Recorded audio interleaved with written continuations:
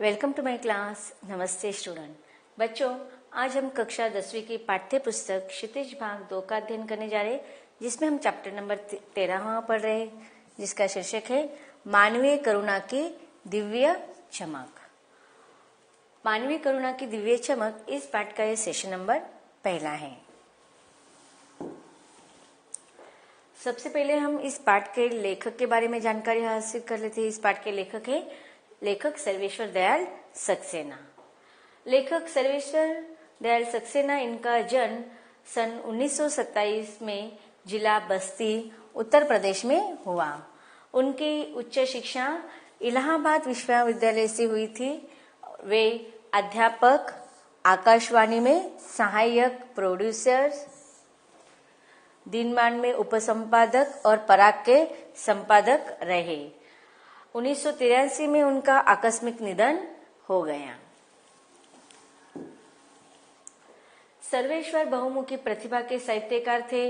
वे कवि थे, कहानीकार है, उपन्यासकार और निबंधकार तथा नाटककार भी थे। तो देखो, इन्होंने साहित्य की सारी विधाओं में अपने कार्य को रचना शैली की है, चाहे वह कवि का क्षेत्र हो, कहानी का क्षेत्र हो, उपन्यास का, निबंध का या नाटककार का।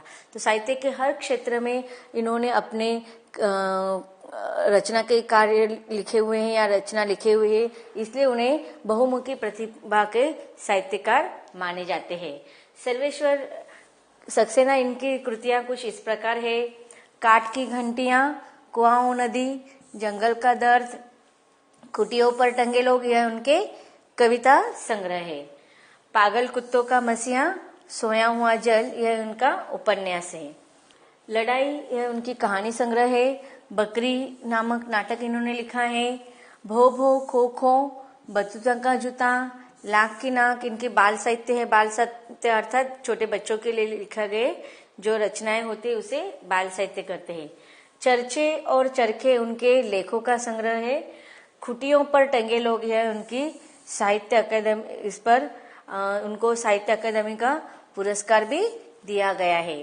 तो इस प्रकार हमने लेखक सर्वेश्वर दयाल, इनके रचनाओं के बारे में और उनको दिए गए मान सम्मान अर्थात पुरस्कार के बारे में जानकारी हासिल कर ली।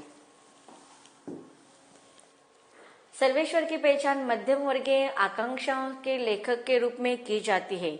मध्यम वर्गीय जीवन की महत्वाकांक्षाओं, सपनों, संघर्ष, शोषण, हताशा और कुंठा का चित्रण उनके साहित्य में मिलता है। सर्वेश्वर जी स्तंभकार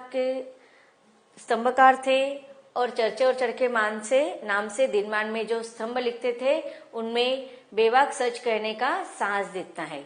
अब स्तंभकार का अर्थ क्या होता है कि देखो, जो पत्र पत्रिकाएं होते हैं या न्यूज़पेपर होते हैं, उसमें जो ऐसे कॉर्नर में लिखे जाते हैं उसे कहा जाता है स्तंभकार। तो इस प्रकार उन्होंने चर्चे और चरखे नाम से जो दिनमान अर्थात जो रोज छपने वाले जो पत्रिकाएं होते हैं उसमें वह स्तंभ लिखते थे और उस स्तंभ में वह अधिकतर बेबाक सच बात कहने का साहस दिखाते थे। उनकी अभिव्यक्ति में सचता और स्वाभाविकता है। अब तक हमने लेखक के बारे में विशेष जानकारी हासिल कर ली है। अब देखते हैं हमारे पाठ के संबंधित कुछ सारांश पढ़ लेते हैं। हमारे पाठ का शीर्षक है मानवीय करुणा की दिव्य चमक। यह जो लिखा गया पाठ जो है वह एक संस्मरण है। संस्मरण यह साहित्य की एक महत्वपूर्ण विधा मानी जाती है और इस विधा में जब लेखक अपने बातों को लिखता है तो उसमें अधिकतर अपने यादों को, किसी व्यक्ति के, किसी स्थान के, किसी प्रसंग के, किसी घटना के संबंध में अपने यादों को लिखते हैं।